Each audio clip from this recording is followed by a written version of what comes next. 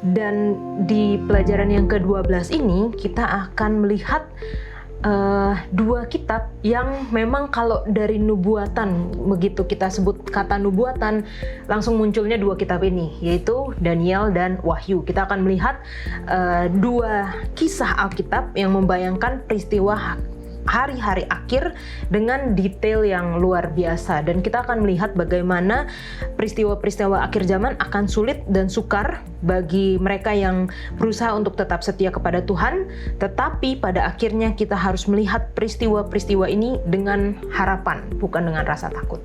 Apa yang dikatakan Tuhan terjadi, maka hal yang terakhir di Daniel pasal 2 juga akan terjadi, dan itulah pengharapan kita semua bahwa kita menantikan akhir zaman itu ketika kita bertemu dengan Tuhan. Amin.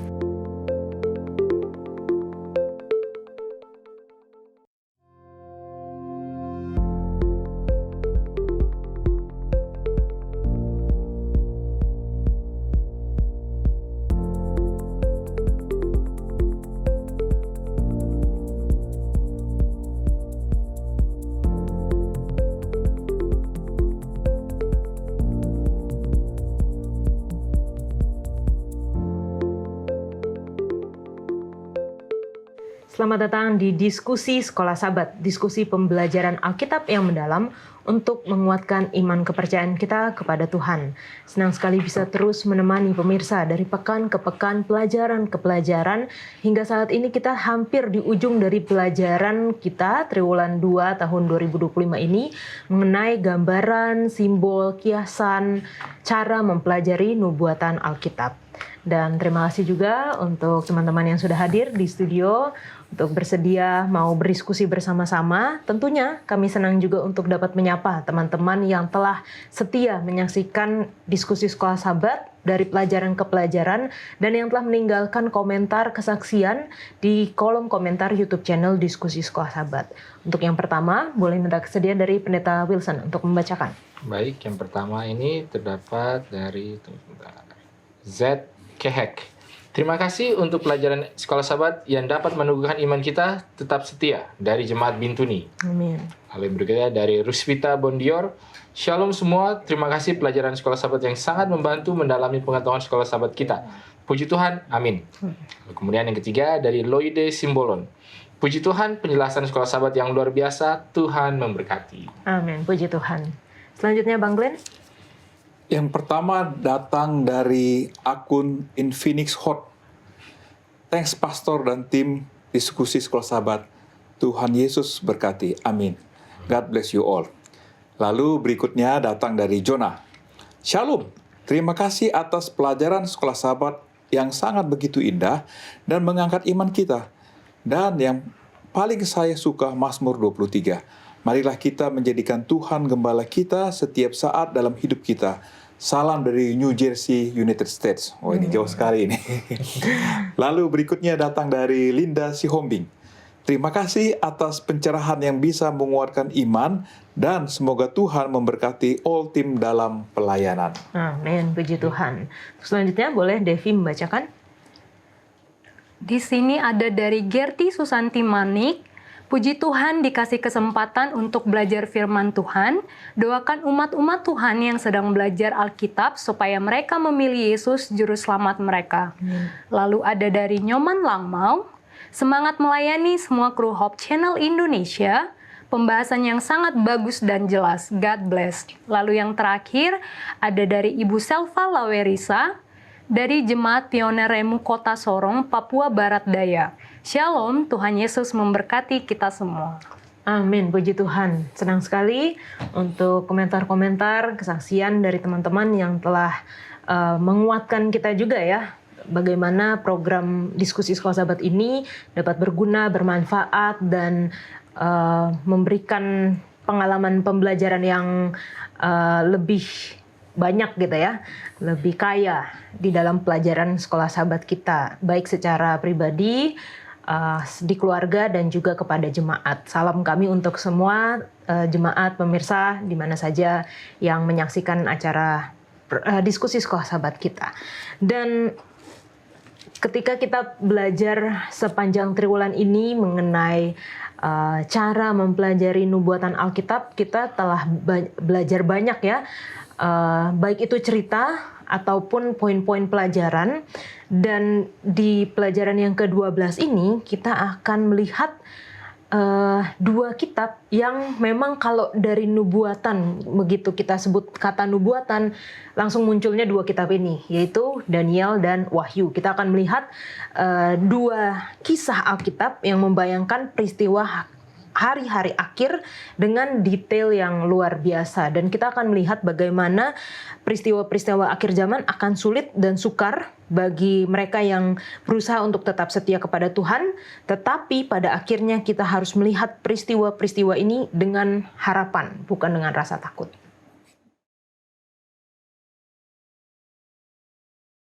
Akhir dunia, banyak yang telah meramalkannya. Berbagai buku, artikel, video, website didedikasikan untuk nubuatan membuat banyak prediksi, termasuk penetapan tanggal tentang peristiwa-peristiwa akhir. Namun dalam setiap kasus, prediksi-prediksi itu tidak menjadi kenyataan. Lalu apa cara terbaik untuk menafsirkan nubuatan Alkitab? Elemen kunci dalam memahami nubuatan akhir zaman ini adalah Daniel 2, yang tidak hanya berisi garis besar sejarah nubuatan, tetapi kunci penafsiran untuk membuka maknanya juga. Daniel 2 menggambarkan 4 kerajaan dunia, Babel, Media Persia, Yunani, dan Roma, bergerak dalam suatu urutan tak terputus sepanjang sejarah, sampai setelah kedatangan Yesus yang kedua kali, Tuhan mendirikan kerajaannya yang kekal. Dengan perspektif sejarah sebagai landasan untuk memahami nubuatan, kita akan mempelajari simbol, gambaran, kiasan, cara menafsirkan nubuatan Alkitab yang membuka kebenaran nubuatan dan peristiwa-peristiwa akhir dunia.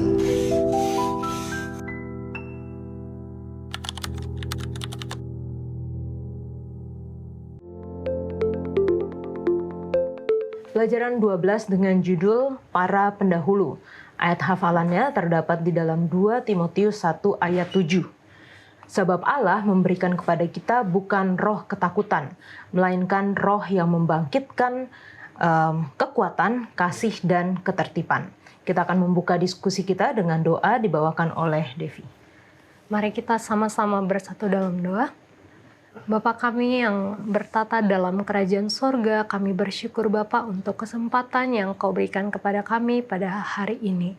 Pada hari ini Bapa, kami akan memulai diskusi sekolah sahabat kami. Kami memohon Engkau kiranya mencurahkan hikmat, pengertian dari sorga kepada kami, supaya kami bisa sama-sama membahas pelajaran ini dan kami bisa memahami firman Tuhan dengan baik. Memberkati para pemirsa di rumah, biarlah mereka juga dapat memahami firman Tuhan yang akan sama-sama kami pelajari. Terima kasih Bapa, terpujilah namamu mulai dari hari ini sampai selama-lamanya. Amin. Amin. Terima kasih. Saya tertarik dengan judulnya gitu ya, Para Pendahulu. Karena kita memang akan belajar para pendahulu kita yang sudah jauh sekali, yaitu dari mulai Daniel dan teman-temannya, dan juga kita akan melihat juga gereja mula-mula di Perjanjian Baru. Tapi kalau dari teman-teman yang ada di sini, kira-kira apa yang paling diingat dari pendahulunya, dari kakeknya, neneknya gitu ya? Kalau dari Devi apa? Oke, kalau dari saya sendiri yang paling saya ingat dari nenek saya adalah dia sangat mengasihi ibu saya. Jadi menantunya, dia sangat mengasihi menantunya atau ibu saya. Jadi yang saya ingat, kalau saya ingat nenek saya pengen punya mertua seperti nenek saya. Oke. Terima kasih Devi. Kalau dari Bang Glenn? Saya sudah lupa, tapi saya ingat satu kali saya di kantor ditugaskan ke Medan. Lalu saya putuskan untuk melihat opung boru nenek saya 4 jam dari Medan. Dan saya sampai di situ, itulah pertama kali saya ketemu dia setelah sekian tahun saya tidak pernah ketemu. Lalu beberapa saat kemudian ketika kami bertemu, besoknya kalau tidak salah dia kasih satu saya assignment. assignment-nya adalah untuk membuat daftar seluruh anak, menantu, dan cucu. Dan cicit kalau tidak salah ya. Jadi saya bikin semua, anak opung saya ada 12, jadi bisa kebayang jumlahnya berapa. Jadi setelah saya total semuanya, sekitar 98.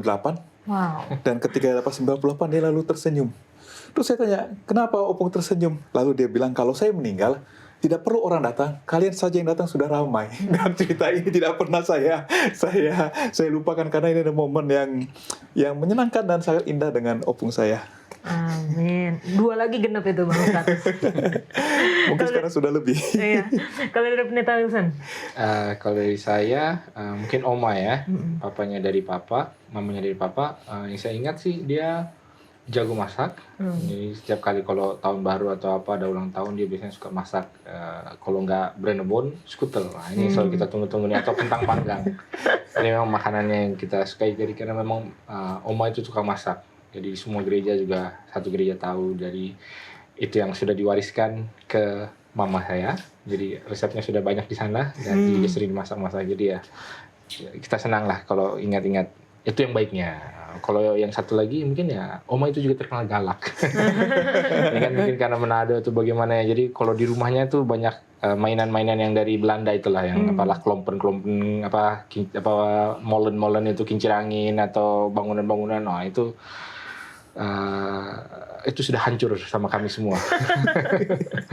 Jadi itu juga ada kalau main ke rumahnya suka harus berhati-hati, jangan sampai bertambah lagi yang sudah pecah. Oke. Jadi kita semua punya kenangan-kenangan ya untuk pendahulu-pendahulu kita, dan bagaimana saya yakin mereka mewariskan hal-hal yang baik gitu. Terlebih lagi mewariskan iman juga kepada kita sampai kita bisa ada di saat ini gitu ya. Dan kita mau melihat bagaimana cerita pendahulu kita, yaitu nubuatan dari Daniel, salah satu nubuatan yang paling berkuasa di seluruh kitab suci, dikatakan dalam pelajaran sekolah sahabat kita. Ditulis lebih dari 500 tahun sebelum Kristus. Jadi Daniel itu sudah diberikan penglihatan mengenai masa yang akan datang jauh, bahkan jauh sekali gitu. Sampai kalau kita pelajari juga dalam buku Daniel, 2300 petang dan pagi, nubuatan terpanjang dalam Alkitab. Menjadi satu hal yang menarik adalah mengapa nubuatan yang sangat besar ini itu malah awalnya diberikan bukan langsung kepada Daniel, tetapi kepada Raja Nebukadnezar yang kita tahu adalah raja orang kafir. Kalau dari Devi? Kalau dari saya, mungkin kita bisa lihat ya di sini bagaimana Tuhan itu tidak berfokus kepada karena ini orang beriman jadi saya mau memberikan nubuatan ini kepada dia, tetapi Tuhan memilih semua orang itu untuk diberikan nubuatan bahkan kepada Raja Nebukadnezar sendiri. Mungkin itu dari saya. Yang pertama adalah Tuhan kita, Tuhan yang Maha Kuasa, dia punya hak prerogatif penuh. Yes. Dia akan memberikan nubuatan kepada siapa dia suka dan dia mau. Jadi itu adalah bagian yang pertama. Kemudian bagian yang kedua adalah bahwa saat itu Nebukadnezar adalah raja dari superpower di dunia.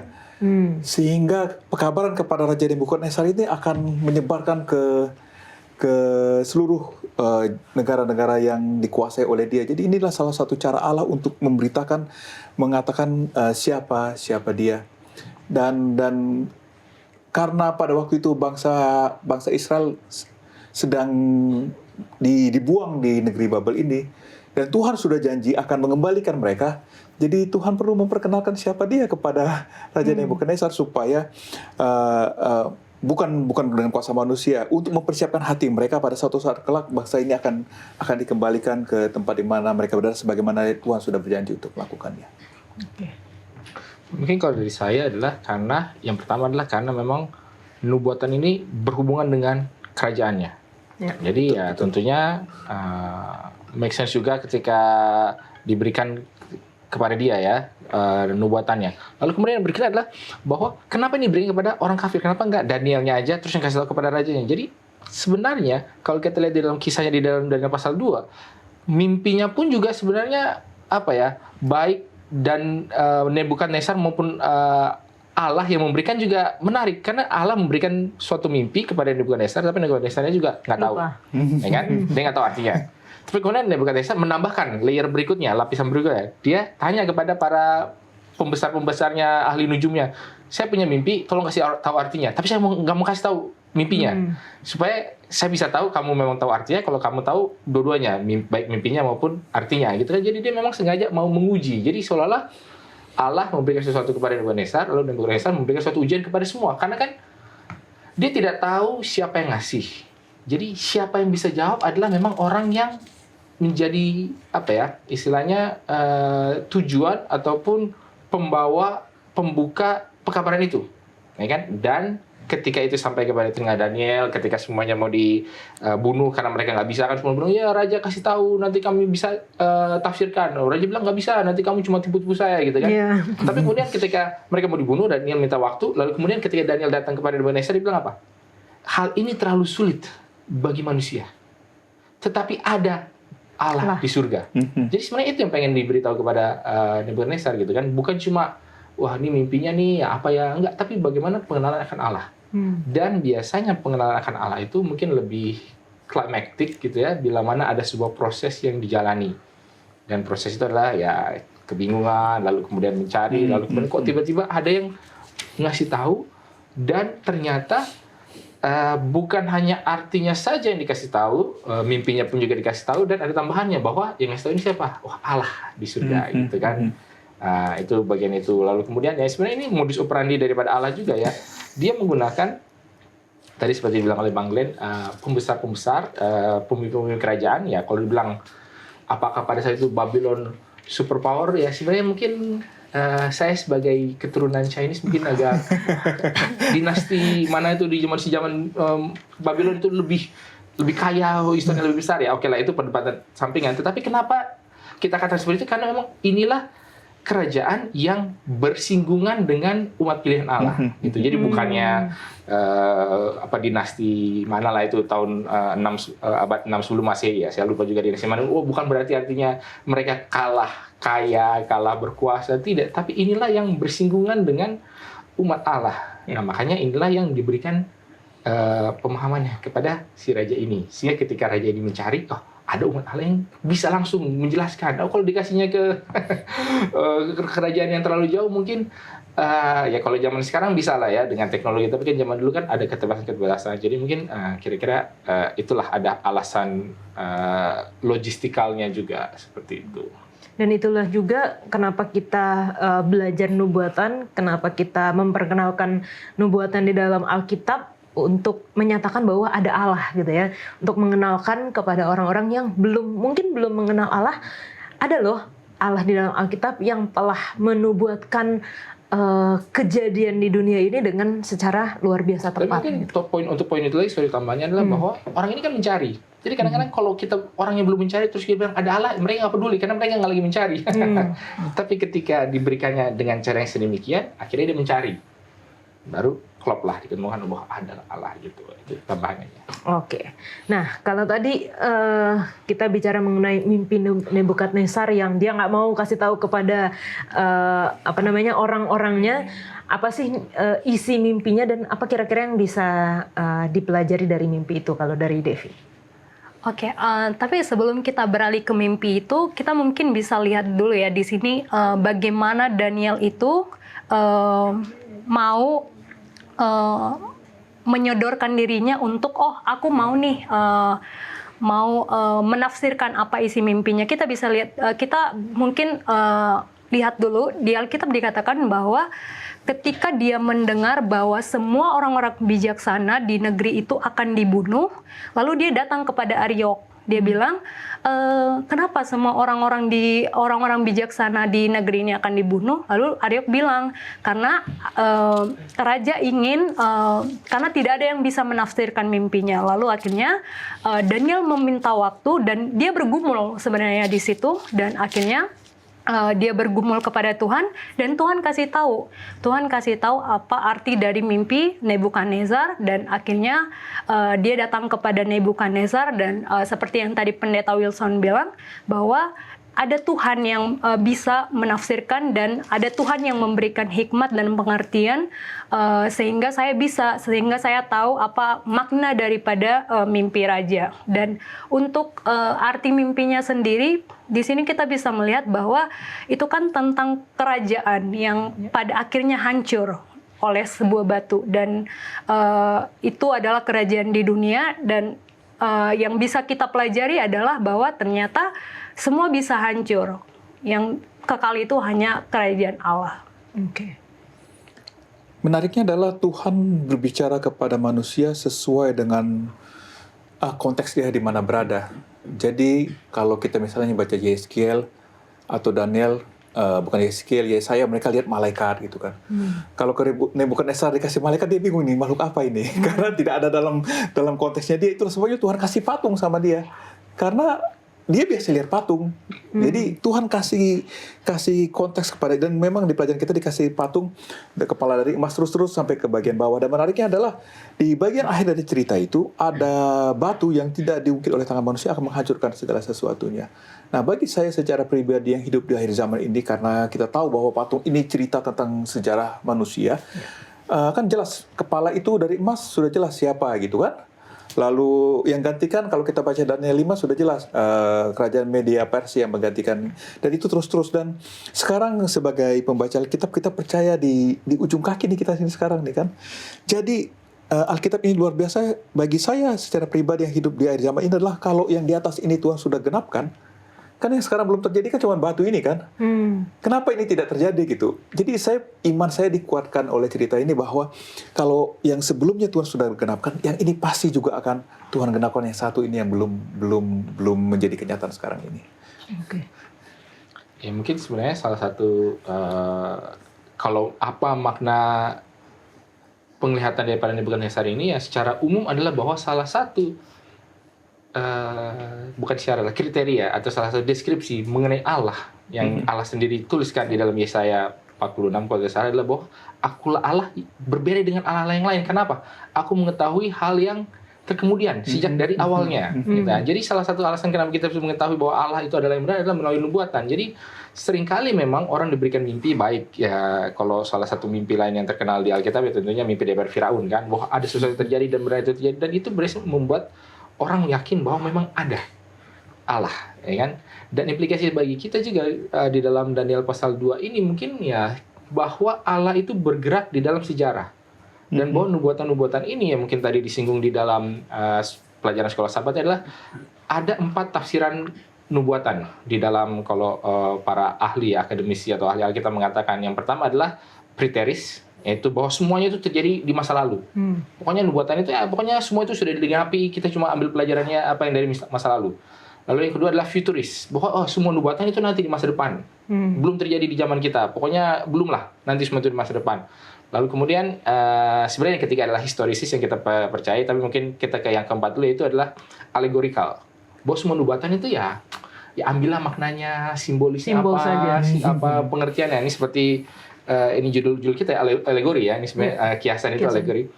Seperti itu. Lalu yang keempat yang kita percaya nubuatan itu bersifat historisis. Jadi ada di dalam sejarah. Memang ada yang sudah digenapi dan mungkin ada yang sementara sedang kita jalani hidupkan ya. Bagi zaman kita hidup di zaman ujung-ujung kukunya kalau orang bilang kan, ujung-ujung jarinya ya. Bagi Daniel dia masih hidup di zaman kepala emasnya sampai kepada dada dan lengan dari peraknya, itu zaman dia. Tapi nubuatan Alkitab itu adalah mengenai ya sejarah, ya baik sejarah gereja maupun sejarah kehidupan manusia. Nah, itulah yang kita percayai, dan ini menunjukkan bahwa ada yang sudah digenapi, sedang terjadi, dan yang pasti terjadi pun juga ada, yaitu tadi seperti Bang Len bilang bahwa adalah kerajaan batu ini yang nanti akan meluluh lantahkan semua kerajaan yang lain, yang itulah adalah kerajaan Tuhan, seperti itu. Oke, mungkin satu pertanyaan pendeta. Kan kalau kita lihat memang dari pergantian dari setiap logam itu ada jangka waktunya, dan bukan jangka waktu yang pendek juga sebenarnya. Tapi dari jari-jari kaki sampai saat ini, mungkin ada yang berargumentasi, udah terlalu panjang ini, mungkin kita terlewat sesuatu atau apakah mungkin sudah terjadi seperti yang tadi pendeta sudah jelaskan? Nah, jadi di dalam Daniel itu ada satu frase yang orang harus pahami dengan jelas. Adalah apakah ini end of time atau time of the end? Nah, dalam bahasa Indonesia apakah ini akhir zaman atau zaman akhir? Ya. Kita seringkali berbicara nubuatan, apalagi kita sedang hidup di akhir zaman. Salah. Zaman akhir. Kita hidup di zaman akhir. Apa bedanya? Kalau dia akhir zaman itu kan end of time. Berarti adalah satu periode terus end. Ya. Akhirnya. Makanya kalau kita berpikir kita ada di akhir zaman, ini sudah di akhir mana nih? Katanya udah di akhir nih. Berarti udah di titik akhirnya. Jadi itu yang selalu kita dengung-dengungkan. Karena pemahaman kita adalah end of time. Atau akhir zaman. Tapi sebenarnya di dalam frase Alkitabnya itu adalah time of the end. Jadi zaman akhir. Nah, zaman akhir itu kan suatu periode yang sudah dimulai dari kapan? Nah, kalau kita belajar nubuatan, zaman akhir itu kalau dibilang dimulai dari zaman Daniel, bisa. Karena itulah zaman akhirnya ya. Pokoknya sampai akhir lah. Kita bilang itu di dalam zaman Yesus, kerajaan Tuhan sudah ada padamu. Itulah zaman akhirnya. Kalau dibilang kita ini zaman akhir, inilah zaman akhirnya juga kita. Ini zaman akhirnya. Jadi memang ada sebuah pemahaman yang mungkin perlu kita pahami mengenai bagaimana kita melihat kepada kesudahannya. Apakah kita fokus kepada akhir zamannya, titik akhir zamannya mungkin bukan di hari kedatangan Tuhan ya, tapi ya mungkin lah beberapa periode. Apakah Tuhan sudah mendatang ini beberapa bulannya, beberapa tahunnya kah? Atau kita fokus ini memang sudah zaman akhir nih. Tuhan sementara sedang melakukan ada progres yang terjadi. Ya, mungkin salah satu sambungannya adalah dikatakan di dalam Yesaya juga mengenai bahwa bukan Yesaya, pokoknya bagaimana kita sedang menanti-nanti kedatangan Tuhan sama seperti wanita yang sedang hamil menanti-nanti kami bisa melahirkan bayinya kan. Nah, kadang kita perlu paham ini mungkin pengalaman juga ya, karena saya sudah punya anak 3 ya, walaupun nggak ada yang lahir secara yang lahir operasi semua, tapi katanya kalau dia udah mau lahir secara normal persalinannya, itu kan harus ada kriteria yang terjadi, yaitu kontraksinya harus tiap berapa menit, lalu kemudian sepanjang kontraksinya itu berapa menit jedanya, lalu kemudian pas kontraksinya itu berapa lama waktunya. Kalau belum terpenuhi kriterianya, ya memang udah kontraksi. Apakah artinya sudah mau keluar? Apakah dia bilang, belum. Nanti dokter cek ini udah belum, ini udah belum. Jadi kadang-kadang kalau dibilang ini akhir zaman, dari zaman bapak saya, dari zaman oma saya, opungnya buyut saya, sudah akhir zaman. Bukan akhir zaman, zaman akhir. Lalu kemudian apakah yang menjadi, saya lupa ada istilahnya untuk 3 kriteria ini. Kalau itunya sudah ada, berarti dokter baru bilang, oke, ini sudah masuk ini udah benar-benar, kalau ini udah benar-benar udah akhir zaman. Karena udah tinggal keluar. Tapi kalau masih menunggu, inilah zaman akhir nih. Zaman-zaman siaga, gitu ya, siap antar jaga. Begitu juga dengan kehidupan kerohanian seorang Kristen ketika sedang menantikan kedatangan Tuhan yang kedua. Seperti itu. Terima kasih untuk penjelasannya pendeta. Wah, luar biasa. Jangan kemana-mana, kita akan lanjutkan setelah yang satu ini.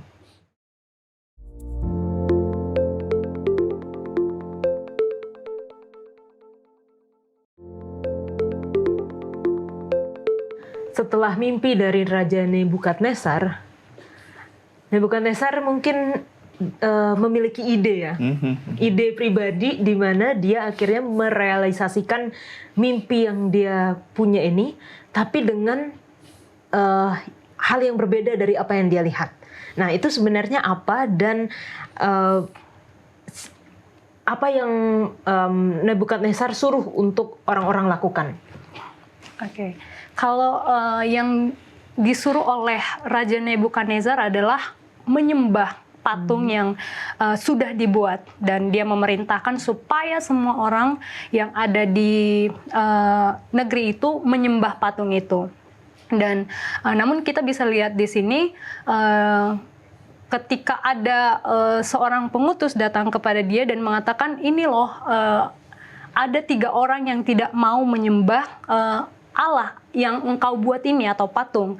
Mereka adalah Sadrak, Mesak, Abednego, yang dimana saat itu kekuasaan Babel diberikan kepada mereka atas perintah daripada Daniel. Dan kita bisa lihat di sini bagaimana tiga pemuda ini meneguhkan dan tetap kepada prinsip mereka akan kesetiaan mereka kepada Tuhan. Dan mereka memerintah, namun ternyata ada orang juga yang tidak mau atau tidak mau menuruti apa yang diperintahkan oleh Raja Nebukadnezar.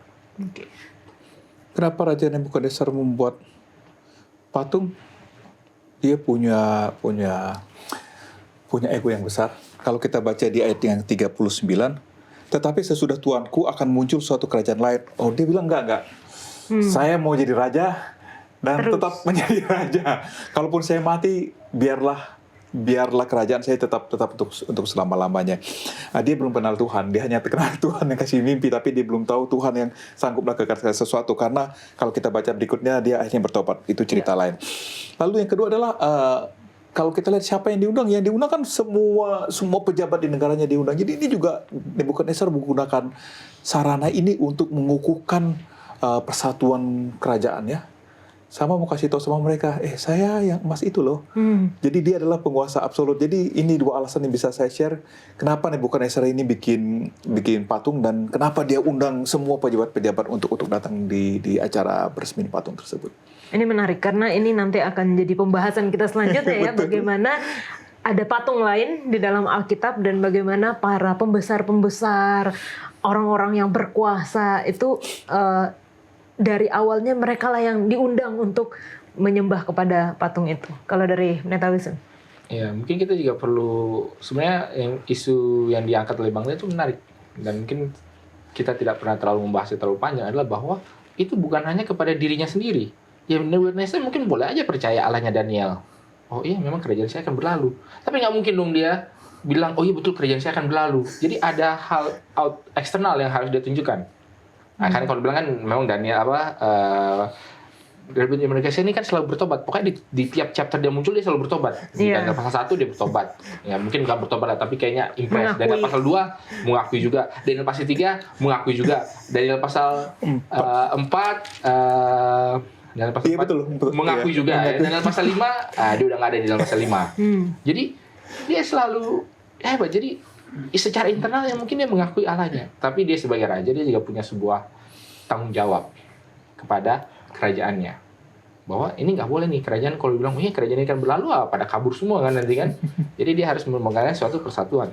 Jadi memang itu adalah karena kan hal ini yang dia lakukan di dalam pasal 2 adalah sesuatu yang terbuka. Semua orang tahu bahwa raja mendapatkan mimpi, heboh satu kerajaan gitu kan. Mimpinya apa? Terus setelah mimpinya diartikan, ya pasti kan bocor juga apa arti daripada mimpi itu kan. Makanya harus ada kayak penyatuan kembali atau penegasan, pengukuhan akan kerajaan ini terlepas daripada apapun yang menjadi conviction atau keyakinan daripada Raja Nebukadnezar itu sendiri. Jadi sebenarnya kita nggak bisa terlalu menyalahkan ya. Mungkin dia ada juga mungkin ego dia yang gue nggak mau gitu kan. Tapi kayaknya dia ya cukup terbukalah, walaupun di dalam Daniel pasal 4 sepertinya dia tidak mau gitu ya, dia bahwa inilah Babylon besar yang sudah gue bangun ya di dalam pasal 4, tapi sepertinya secara eksternal ini adalah sesuatu yang wajar. Kalau bukan Nebukadnezar yang suruh, pasti pembesar-pembesar lain yang akan meminta dia untuk melakukan sesuatu gitu terhadap nubuatan mimpi ini. Antara mimpinya itu yang mau yaudahlah ini cuma mimpi. Tapi kayaknya raja udah terlalu mengheboh-hebohkan ya. Berarti ada sesuatu yang harus dilakukan dan responsnya adalah suatu respons yang wajar atau expected lah daripada paling tidak di dalam konteks itu. Apakah itu respons yang baik? Ya, enggak juga. Tapi paling tidak kita bisa melihat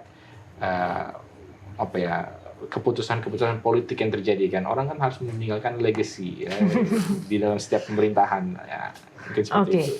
Tapi menariknya adalah karena Nebukadnezar ini memaksa orang-orang yang datang itu untuk sujud menyembah patung itu. Dan bahkan ketika Sadrak, Mesak, dan Abednego tidak menyembah,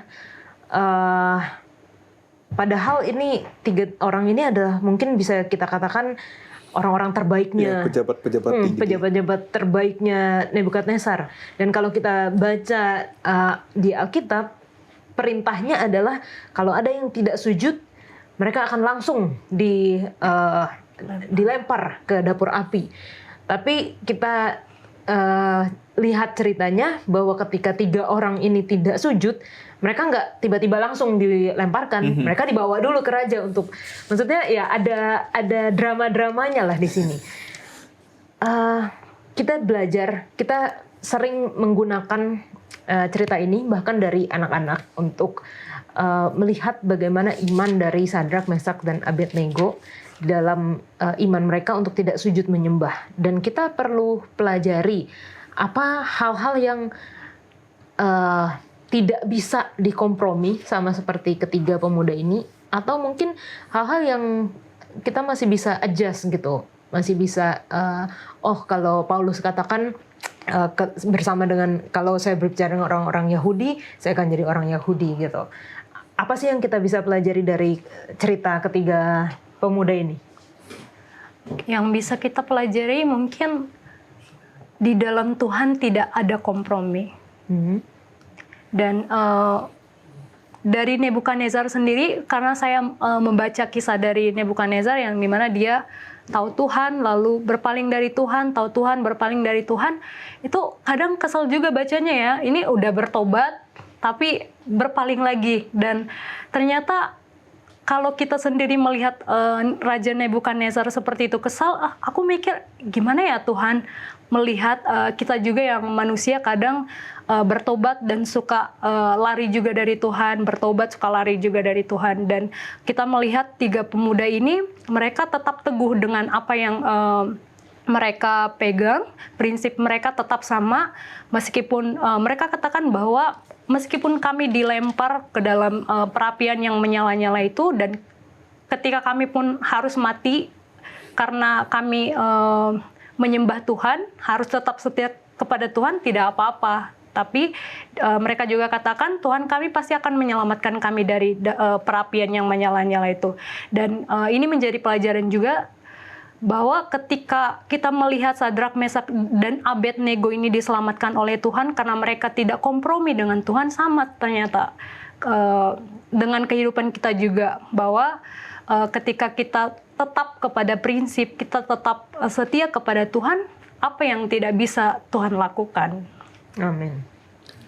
Ya, dalam hidup ini ada beberapa hal yang bisa kita kompromikan, ada beberapa hal yang tidak bisa kita kompromikan sama sekali. Kalau kita baca buku Daniel, ini menarik. Ini kan sebenarnya Sadrak, Mesak, Abednego, nama asli mereka Hananya, Misael, dan Azaria. Ya. Tapi di sini udah ganti nama mereka. Bahkan nama itu sebenarnya merefer kepada dewa-dewa Babylon. Tapi kalau Daniel, baca buku Daniel, aku Daniel. Jadi Daniel memilih untuk, saya tidak mau ganti nama saya. Tapi artinya nama, budaya, pakaian itu sesuatu yang somehow selama tidak bertentangan bisa kita kompromikan, selama dia tidak bertentangan dengan melanggar firman Tuhan. Lalu kepada siapa mereka bekerja? Mereka bekerja kepada raja kafir. Ya kan? Jadi oke, kerja sama orang yang tidak seiman sama kita, tetapi ketika pekerjaan itu melanggar prinsip-prinsip, mereka tidak mau. Jadi mereka disuruh bekerja, mereka kerjakan, mereka administrasi, tapi ketika pekerjaan adalah menyembah patung, mereka katakan, no, wait a minute. Ini sudah beyond sesuatu yang saya bisa kompromikan. Tetapi itu yang mereka bisa ini. Tetapi ketika bicara tentang iman, bicara tentang penyembahan, tentang moral, bagi mereka tidak akan berkompromi, mereka akan berpegang teguh apapun yang terjadi dalam hidup mereka. Jadi yang pasti kita tidak akan kompromi soal penyembahan, ya kan? Lalu Paulus katakan kita hidup di dunia, tapi bukan dari dunia. Ini gampang diucapkan, tapi butuh panjang untuk penjelasannya. Dan pelajaran yang paling penting menurut saya adalah bahwa Tuhan itu jauh lebih berharga daripada bahkan nyawa mereka sekalipun. Biar itu menjadi pelajaran kepada kita. Okay.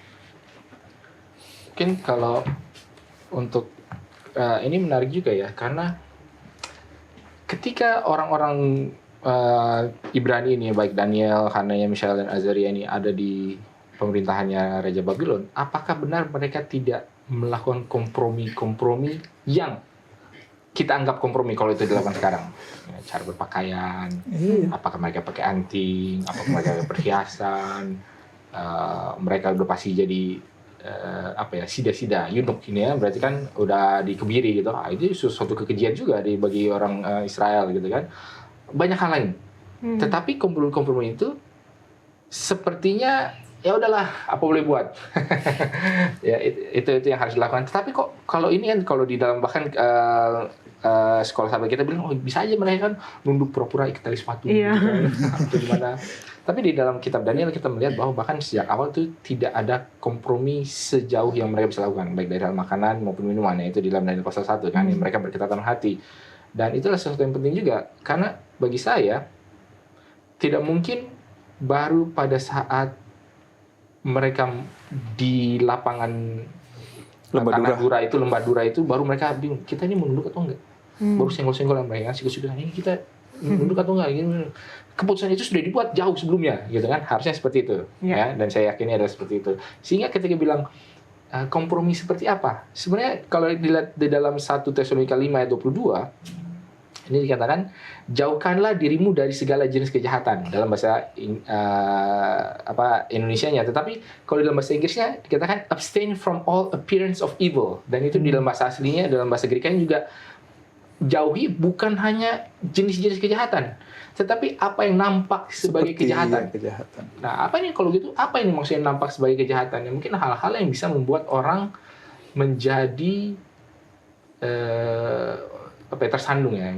Kalau kita melakukan hal yang menjadi batu sandungan bagi orang lain, nah itu tidak boleh dilakukan. Dan bagi Hanaya, Mishael dan Azaria ini ya, ketika mereka, kalaupun mereka menunduk tanpa tanpa intensi untuk menyembah, ya harusnya kan nggak apa-apa dong. Ya bagi mereka yang itu mungkin nggak menyembah, tapi terlihat seperti itu. Dan ketika terlihat seperti itu, barulah itu menjadi suatu kompromi yang tidak boleh dilakukan. Nah mungkin kalau soal nama, saya nggak tahu ya, apakah ketika Hananya dipanggil Sadrak, nengok nggak dia? Enggak, saya Hananya. Ya, mungkin ya, oke, kalau identitas nggak apa-apa. Lalu ketika berbicara, mereka pada ngomong-ngomong pakai bahasa Mesopotamia atau Babylon, enggak, saya bicara pakai bahasa Aramaik aja, bahasa Ibrani aja, kan nggak begitu juga, pasti ada adjustment secara cultural juga. Tetapi yang tidak, ini seperti apa? Nah, di dalam hal ini ya sepertinya adalah hal-hal yang menunjukkan penyembahan, menunjukkan siapa Allah yang mereka sembah. Ya kalau nama mereka, walaupun nama mereka juga nama Allah dong, ya kan, itu semua nama Hanaya, Mishael dan Azaria itu kan ada Yahweh, ada Elohim gitu kan. Jadi menuju kepada Allah, terus diganti sebagai nama-nama dewa Babylon. Jadi ada juga kompromi di situ. Tapi kok yang itu nggak apa-apa, tapi yang ini nggak apa-apa. Jadi ini sebenarnya satu hal yang sebenarnya lebih panjang dan menarik untuk kita bahas. Cuma di dalam konteks kita ini fokusnya kepada penyembahan. Ada suatu patung yang didirikan, apakah kita mau tunduk kepada itu atau tidak? Dan ketika ada sebuah perintah yang melawan daripada peraturan Allah atau hukum Tuhan, ya barulah di situ kita tidak boleh turut. Dan itulah yang mungkin ada yang kita bahas ya, bahwa itu akan diulang kembali nanti, akan diulang di zaman akhir ini. Oke. Dan ini yang akan kita bahas di segmen selanjutnya. Ada patung lagi di dalam kitab Wahyu, dan ada pemaksaan juga untuk penyembahan kepada patung ini. Jangan kemana-mana.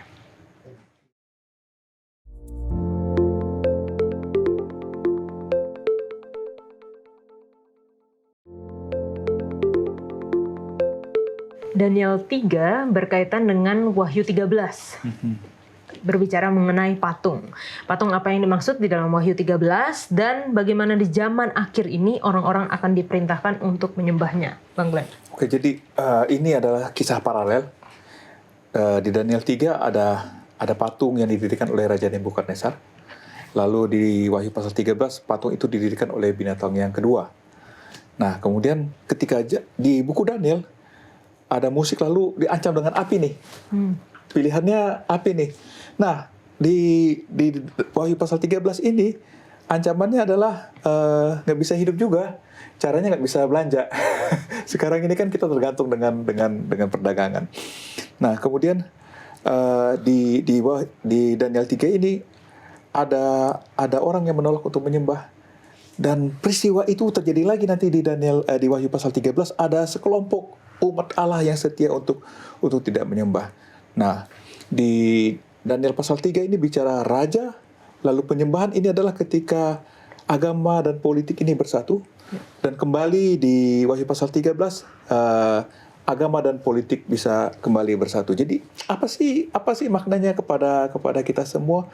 Maknanya kepada kita semua adalah bahwa seperti yang dikatakan Pastor Wilson tadi, ini yang sudah terjadi akan terjadi lagi. Dan Tuhan dalam kasih-Nya luar biasa sudah kasih tahu, tidak akan mudah, tapi ada yang tetap setia. Dan Tuhan yang sama mau memberikan kepada kita, tidak akan mudah, tapi tetap setia. Dan ketika sebagaimana Tuhan menjaga Hananya, Misael, dan Azaria, Tuhan yang sama akan menjaga umat yang sisa ini untuk tetap setia kepada Tuhan. Pendeta? Iya, kalau kita lihat mungkin selain dari soal penyembahan, berarti kan image ini kan berarti menunjukkan ada sesuatu yang aslinya lalu dibentuk patungnya. Nah, sama seperti Nebukadnezar ini kan, ada yang aslinya begini-begini, tapi kemudian dibentuk patungnya dan justru patungnya ini mau ditinggikan. Nah, bila mana kita melihat kepada hal ini menurut penafsiran nubuatan dan menurut bagaimana nubuatan itu dikaitkan dengan Alkitab, dan kita melihat bahwa isu mengenai penyembahan itu adalah mengenai siapa yang disembah. Dan ketika kita bicara siapa yang disembah, ada beberapa hal. Allah yang seperti apa yang disembah.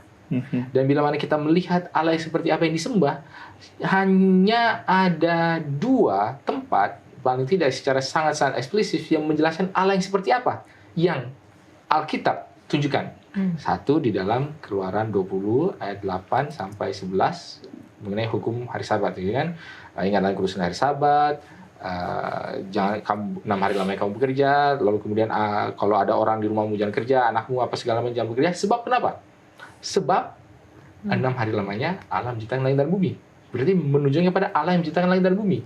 Lalu kemudian diulang lagi di dalam Ulangan pasal yang ke-5, kalau nggak salah ayat yang ke-11 juga, ini berbicara mengenai 10 hukum lagi. Samalah, ingat dan kerusuhan hari Sabat, 6 hari lamanya kamu bekerja, anakmu, lembumu, hambamu jangan bekerja. Lalu sebab apa?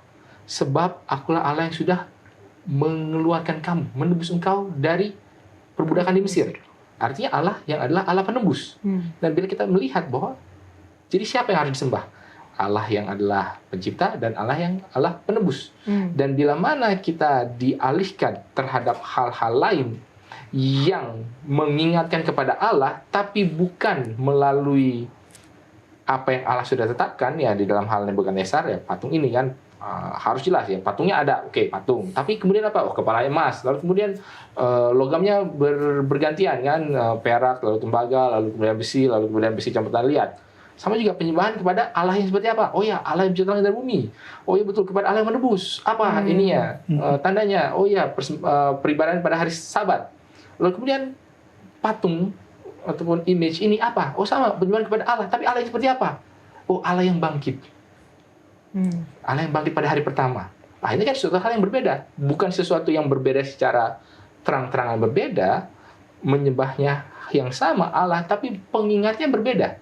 Dan apa yang diperingatinya juga menjadi mirip tapi berbeda. Nah, inilah kan memang yang serupa tapi tak sama. Inilah yang menjadi suatu hal yang membingungkan. Dan orang-orang yang tidak peka akan melihatnya sebagai hal yang sama aja. Apa sih bedanya? Mereka akan tunduk dan menyembah. Dan itu adalah hal yang menjadi penanda baik di zaman Daniel dan Hananya, Misael dan Azaria, dan juga di kita yang hidup di zaman akhir ini mengenai penyembahan. Oke, terima kasih untuk penjelasannya. Ini jelas sekali ya bahwa ada satu penanda, dan kita akan masuk kepada sebenarnya kita udah sering sekali ya membahas mengenai tanda binatang, materai Allah. Sudah beberapa kali kita bahas juga di dalam pelajaran sekolah sahabat kita.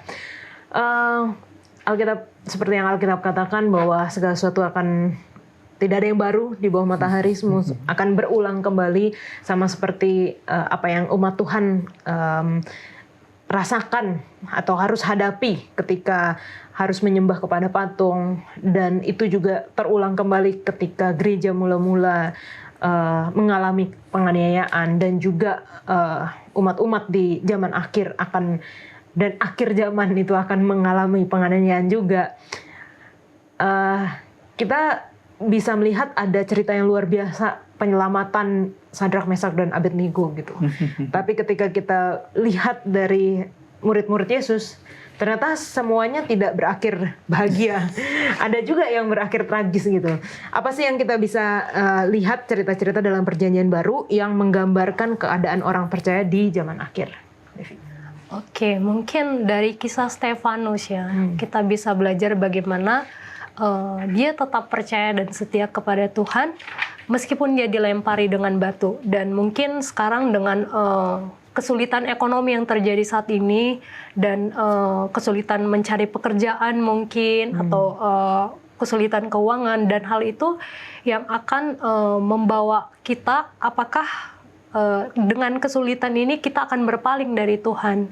Apakah kesulitan-kesulitan hidup yang kita alami saat ini membuat kita jauh daripada Tuhan? Ketika kita mungkin mendapatkan tawaran pekerjaan atau jenjang karir yang bagus, tapi kita harus melupakan satu kebenaran yang bertentangan daripada Tuhan, apakah kita akan memilih itu atau memilih untuk setia kepada Tuhan? Jadi itu pencobaan-pencobaan yang mungkin saat ini kita alami ya di zaman sekarang.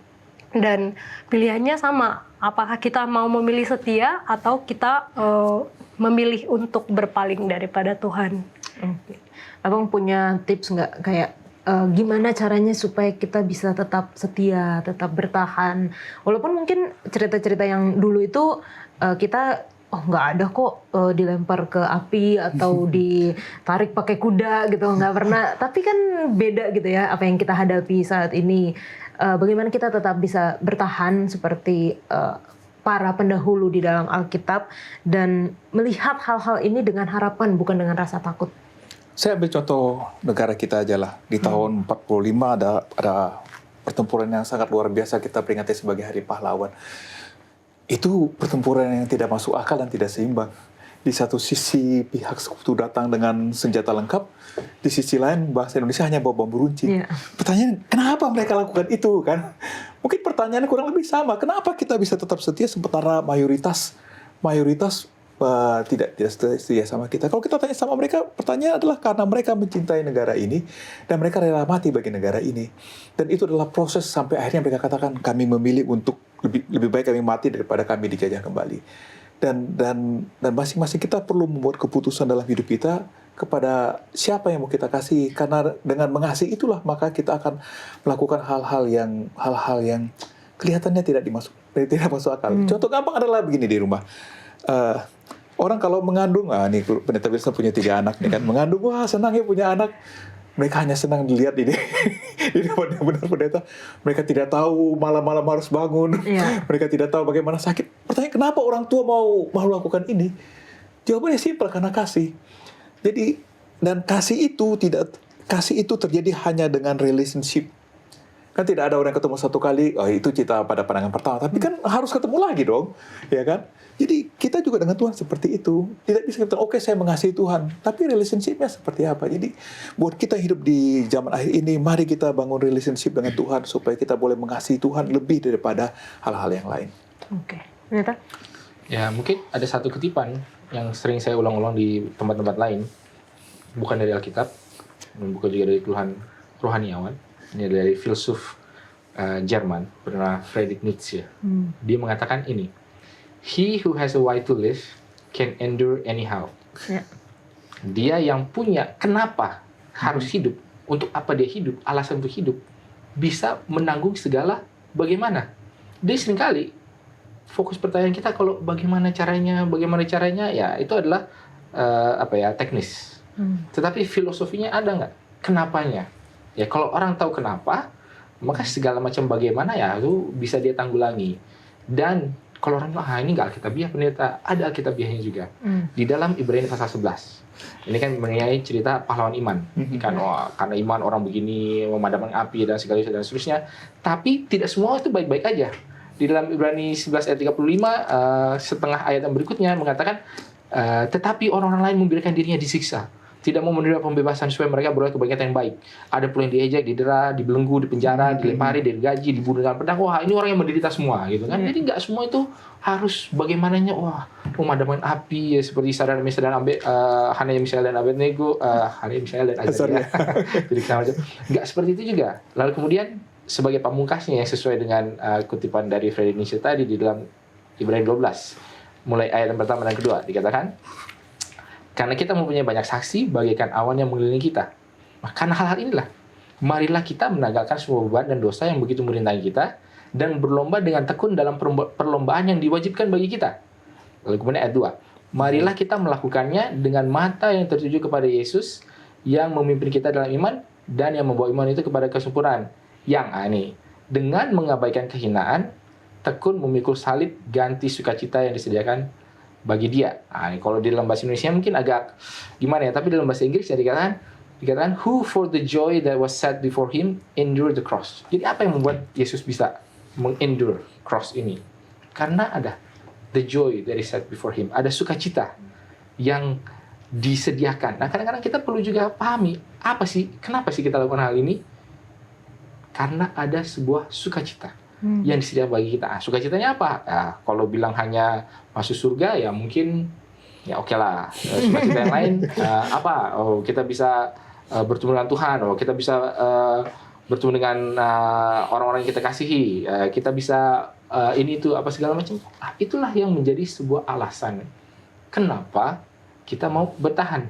Ya mungkin kalau alasannya itu terlalu selfish gitu, terlalu self-centered, ya mungkin kita alasannya karena mau bertemu dengan Tuhan, karena Tuhan adalah pencipta. Ya apapun itu, saya rasa kita tidak bisa mengatakan kalau gitu alasanmu harus alasan yang murni. Ya enggak juga. Allah itu menerima semua alasan kenapa datang. Lalu kemudian ketika datang, barulah diangkat ke taraf ataupun standar yang Allah inginkan. Jadi jangan kita merasa kalau datang kepada Tuhan harus dengan motif yang murni. Harus sempurna dulu. Enggak harus sempurna dulu. Ya mending datang aja dulu. Dan kemudian lihat dan rasakan. Kecap dan lihatlah bahwa Tuhan itu baik. Gitu kan. Oke, seperti itu. Oke, thank you Pendeta. Mungkin satu pertanyaan terakhir sebelum kita, karena waktu juga. Tadi Pendeta sudah jelaskan mengenai bagaimana hari Sabat itu telah menjadi materai Allah, di mana di dalam hukum hari Sabat kita melihat Allah yang seperti apa yang disembah gitu, Allah yang adalah pencipta dan Allah yang adalah penebus. Bagaimana kita bisa memastikan atau mengatakan bahwa di luar itu berarti tanda binatang gitu, kalau berdasarkan dengan Wahyu 13? Secara sederhananya adalah hukum 1-3 tidak ada agama yang menentang di dalam dirinya sendiri ya. Oh Allah ya boleh ada Allah yang lain. Oh ya mungkin ada pantangan-pantangan ya. Apakah pantangan itu bikin patung ataupun ada pantangannya. Lalu kemudian ya kalau orang menyebut dirinya dengan agama ini ya dia harus hidup sesuai dengan Allahnya. Itu semua agama pasti setuju. Lalu kemudian hukum 5-10, mau dia ateis, mau dia percaya Tuhan, tidak percaya Tuhan, pasti setuju. Wah, harus baik kepada orang tua, jangan membunuh. Pokoknya ini kalau yang waras gitu lah. Tapi yang keempat ini yang arbitrari. Kenapa harus berbakti di hari Sabat? Kenapa nggak hari lain? Karena ini adalah sebuah tanda yang Allah tunjukkan. Yang Allah mintakan, ini loh tandanya. Kalau kamu melakukan hal ini, semua orang akan tahu bahwa inilah Allah Alkitab, bukan inilah orang baik. Kalau dia rajin beramal, kalau dia baik sama orang tuanya, kalau dia bersedekah, kalau dia rajin ke rumah ibadahnya, ini nggak tahu nih. Dia bisa orang ya agama lain lah, bisa agama ini, pokoknya dia saleh. Jadi kita nggak tahu nih apa agamanya. Tapi kalau dia melakukan suatu peribadatan yang di hari yang arbitrari, hari apa? Hari Sabat. Wah, berarti ini langsung menuju kepada Allah Alkitab. Tadi alasannya sudah disebutkan lebih di awal tadi ya, bahwa Allah yang menunjukkan Allah yang penebus, pencipta, dan juga Allah penebus. Dan ini adalah sebuah tanda bagi kita dan bagi orang lain juga. Ya, di dalam Yeskiel 20 ayat 12 itu adalah tanda bagi aku dan kamu. Tapi di dalam Yeskiel 20 ayat 20 ayat 20-nya itu adalah tanda bagi orang-orang lain yang melihat kamu. Jadi ketika orang melihat umat Allah ini yang melakukan hal-hal ini, mereka tahu, oh iya, ini Allah yang menyembah Allah Alkitab, bukan Allah yang lain. Maka sebab itu adalah sebuah cap meterai penanda yang menunjukkan bahwa inilah umat Allah. Terima kasih Pak Pendeta. Baik, karena waktu yang sangat terbatas, mungkin bisa kesimpulan singkat dari setiap narasumber. Dari Devi dulu. Oke, kesimpulan kalau dari saya yang bisa saya pelajari dan mungkin dibagikan kepada pemirsa juga adalah bahwa tidak ada kompromi dalam Tuhan. Ketika itu adalah kebenaran Tuhan, maka lakukan meskipun kita harus mengalami kesusahan, kita harus tetap percaya bahwa Allah yang sama, Allah yang menolong Sadrak, Mesak, Abednego, Allah yang memberikan hikmat kepada Daniel, juga akan memberikan hal yang sama kepada kita selama kita mau datang kepada Tuhan dan mencari Tuhan. Tuhan kita adalah Tuhan yang bisa dipercaya, walaupun dalam prosesnya tidak seperti yang kita harapkan, seperti yang kita baca tadi. Kadang-kadang Tuhan bikin seperti Hananya misalnya Nazaria dilepaskan, tapi kadang-kadang Tuhan izinkan Petrus disalib terbalik, Tuhan izinkan Paulus dipancung dan sebagainya. Tetapi apapun yang terjadi dalam kehidupan kita, Tuhan masih bisa kita percaya. Kenapa? Karena semua tanda-tanda zaman ini yang kita lihat di belakang, apa yang dikatakan Tuhan terjadi, maka hal yang terakhir di Daniel pasal 2 juga akan terjadi. Dan itulah pengharapan kita semua, bahwa kita menantikan akhir zaman itu ketika kita bertemu dengan Tuhan. Amin. Mungkin kesimpulan daripada pelajaran pada pekan ini adalah menunjukkan tentang bagaimana orang-orang di masa lalu itu dengan setia tidak mau membuat orang lain tidak tahu siapa Allah mereka. Mereka harus tahu. Oleh karena itu saya tetap di sini ya, mungkin kepada Daniel, ada Allah. Ya, pokoknya semua yang terjadi bukan karena saya yang hebat, tapi Allah yang memberikan hikmat. Lalu kepada Hanaya, Misael, dan Azaria, karena ada Allah yang kalau dia mau menyelamatkan saya, nggak masalah. Kalaupun nggak, juga nggak masalah, gitu kan. Lalu tadi kita tidak sentuh terlalu jauh di dalam Kisah Para Rasul 12, Petrus gitu kan, yang dia lagi di penjara, ada Allah kok, tenang aja, tidur dia. Dan ketika semua dibangunkan, dia kembali kepada, bukan langsung lari jauh kemana-mana, tapi dia langsung balik ke rumah yang memang dia bisa tinggal ataupun dia bisa nongkrong di situ gitu kan, nggak langsung kabur sejauh mungkin kan, nggak. Kenapa? Ada Allah. Lalu kemudian dia bicara soal tanda binatang, soal penyembahan patung, yang menunjukkan penyembahan kepada Allah yang bagaimana. Jadi semuanya adalah mengenai siapakah Allah itu. Dan kita juga sebagai orang Kristen tidak boleh salah. Sebenarnya yang sedang di dalam penghakiman atau yang on trial itu bukan manusia, tapi Allah. Allah yang seperti apa? Apakah Allah yang seperti tuduhan-tuduhan setan, atau Allah yang seperti yang ia coba untuk ungkapkan, baik itu di dalam nubuatan maupun di dalam inkarnasi Yesus, maupun di dalam bagaimana dia menjaga merawat umat. Mungkin seperti itu. Terima kasih Pendeta Devi dan juga Bang Glenn sudah berdiskusi. Teman-teman kalau memiliki pertanyaan sehubungan dengan pelajaran kita atau pelajaran triwulan ini, silahkan tinggalkan di kolom komentar YouTube channel Diskusi Sekolah Sahabat dan kita akan membahasnya.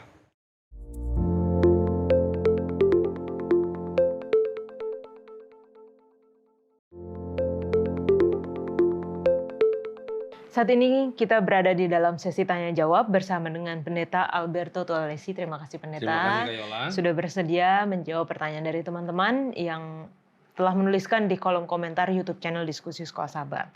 Untuk yang pertama ada pertanyaan dari media WWN Official. Ada satu pertanyaan yang ingin saya tanyakan mengenai tidak ada pengangkatan rahasia. Bagaimana dengan kisah Henokh yang dikatakan dalam Alkitab bahwa dia tidak ada lagi sebab dia sudah diangkat ke surga? Baik, terima kasih Kak Yola.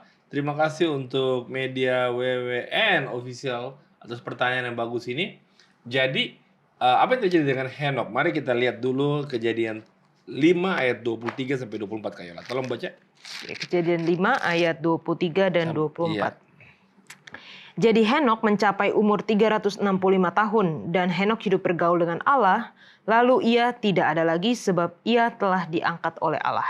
Lalu saya mau baca Ibrani 11 ayat 5. Karena iman Henokh terangkat supaya ia tidak mengalami kematian dan ia tidak ditemukan karena Allah telah mengangkatnya. Sebab sebelum ia terangkat, ia memperoleh kesaksian bahwa ia berkenan kepada Allah. Itu yang terjadi terhadap Henokh.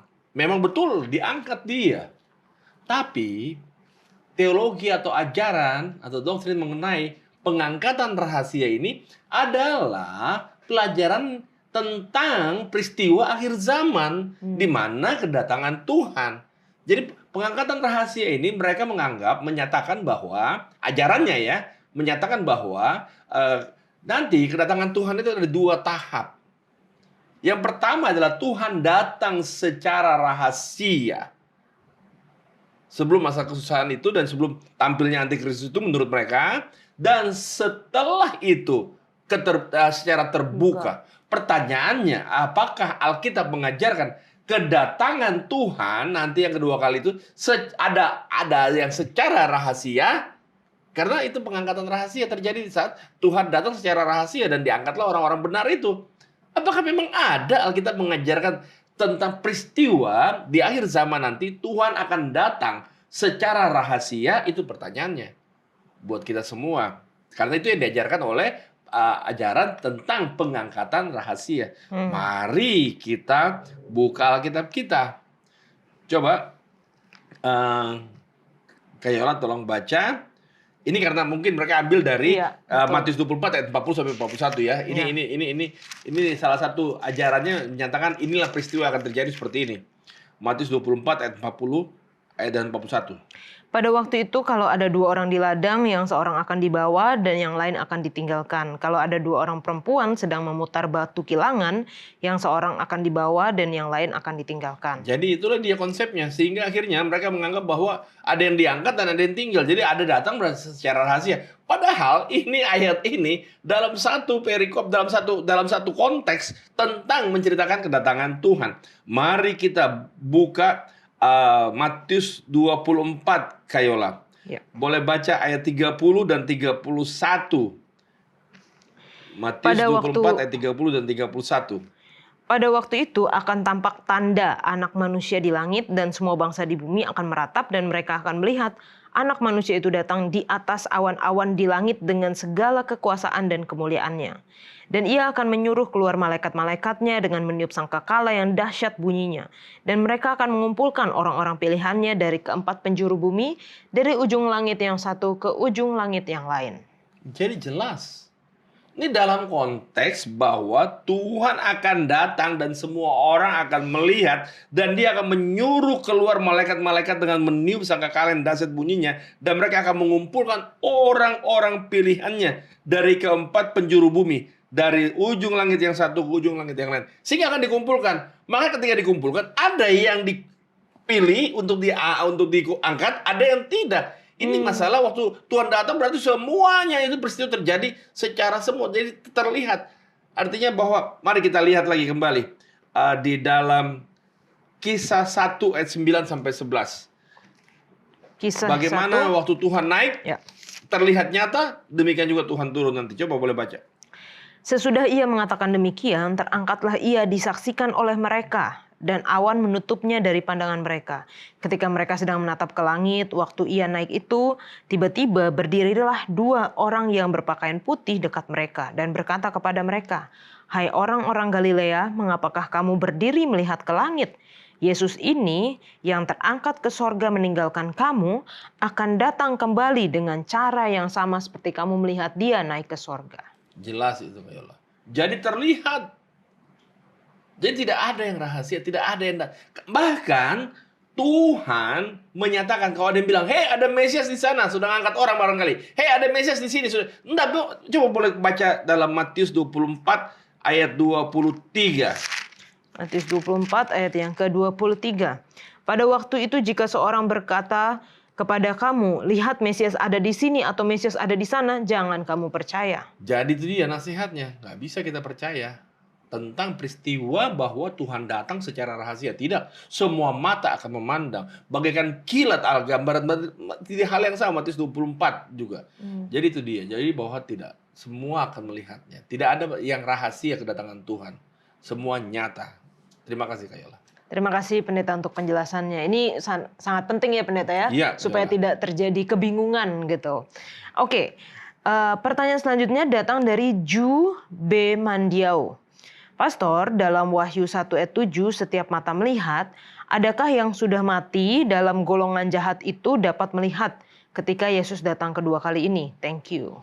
Baik, terima kasih untuk saudara Ju B. Mandiau. Ya, Ju B. Mandiau. Terima kasih atas pertanyaannya. Bagaimana dengan orang jahat? Apakah akan melihat juga kedatangannya? Pada saat orang jahat itu masih hidup, di saat Tuhan datang tentunya. Coba boleh baca dalam Wahyu 6 ayat 14 sampai 16. Bagaimana perilaku orang-orang yang tidak takut akan Tuhan, yang tidak setia kepada Tuhan ketika Tuhan datang kedua kali itu. Wahyu 6 ayat 14 sampai 16. 14 sampai 16. Maka menyusutlah langit bagaikan gulungan kitab yang digulung, dan tergeserlah gunung-gunung dan pulau-pulau dari tempatnya. Dan raja-raja di bumi dan pembesar-pembesar serta perwira-perwira dan orang-orang kaya serta orang-orang berkuasa dan semua budak serta orang merdeka bersembunyi ke dalam gua-gua dan celah-celah batu karang di gunung. Dan mereka berkata kepada gunung-gunung dan kepada batu-batu karang itu, runtuhlah menimpa kami dan sembunyikanlah kami terhadap Dia yang duduk di atas tahta dan terhadap murka Anak Domba itu. Baik, terima kasih. Jadi orang jahat yang masih hidup ketakutan melihat kedatangan Tuhan yang luar biasa itu. Kenapa ketakutan? Karena mereka dengan sadar menolak Anak Domba itu, menolak Yesus Kristus itu. Sadar mereka.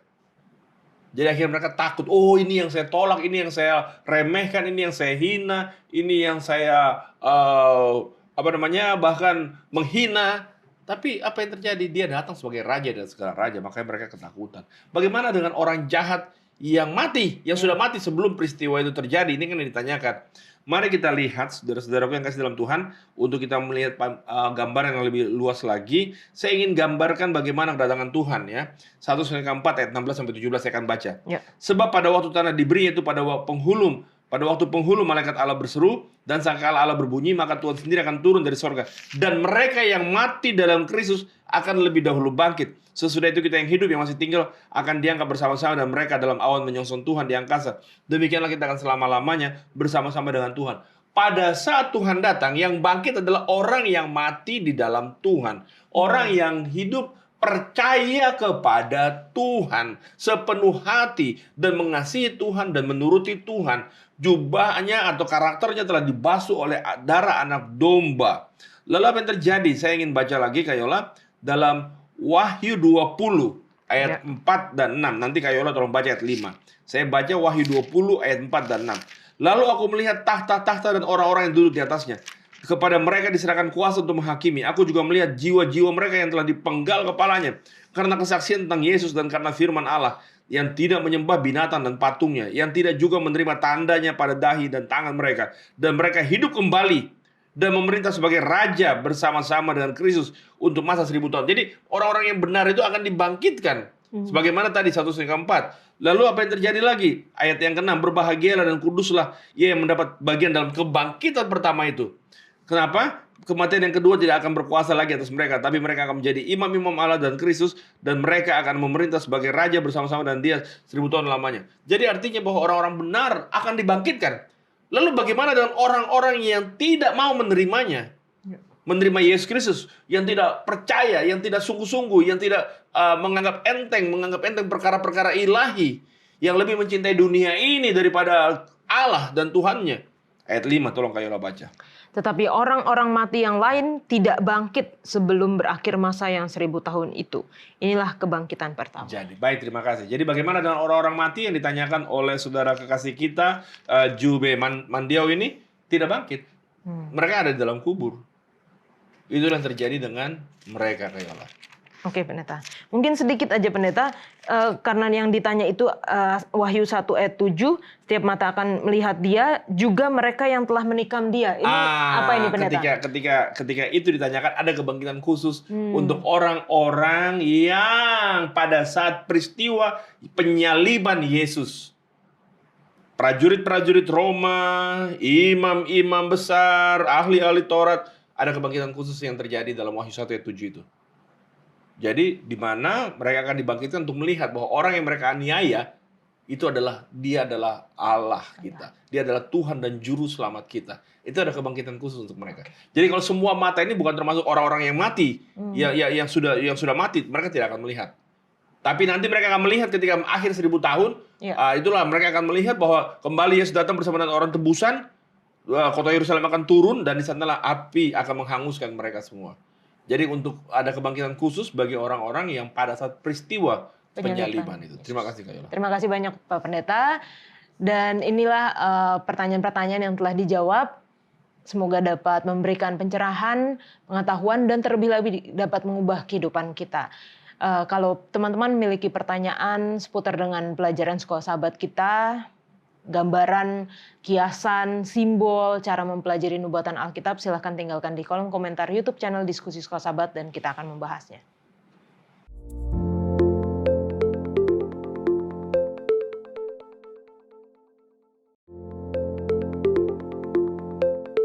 Untuk menutup diskusi kita minta Pendeta Wilson untuk berdoa. Baik, mari kita bersatu dalam doa. Ya Tuhan, Allah Bapa kami dalam kerajaan sorga, kami bersyukur di dalam segala kesibukan kami, Engkau masih boleh memberikan kepada kami kesempatan untuk berdiskusi dan mempelajari firman Tuhan melalui pelajaran Sekolah Sahabat ini. Biarlah tentang bagaimana kami boleh melihat tentang para pendahulu, apa yang sudah terjadi sebelumnya, dan pelajaran-pelajaran yang boleh kami ambil dari kehidupan mereka, boleh dapat juga menguatkan iman kami, boleh memberikan kepada kami suatu pelajaran, dan kami boleh juga terapkan di dalam bagaimana kami menjalani hari-hari kami. Ya, Kau boleh bersama dengan kami semua, baik pemirsa dimanapun dan kapanpun yang menyaksikan. Biarlah kiranya tangan perlindungan Tuhan boleh terus menuntun kita, menuntun kami semua seperti Engkau sudah melakukannya bagi para pendahulu-pendahulu kami. Menunjukkan pengharapan kami, dalam Yesus kami berdoa. Amin. Amin. Terima kasih Pendeta, terima kasih semuanya. Dan seperti pelajaran kita bagaimana para pendahulu di dalam Alkitab telah setia, telah menunjukkan Allah mereka. Baiklah itu menjadi kehidupan kita juga untuk tetap setia dan menunjukkan kepada sekitar kita Allah kita yang luar biasa. Kita akan belajar di episode selanjutnya. Tuhan Yesus memberkati.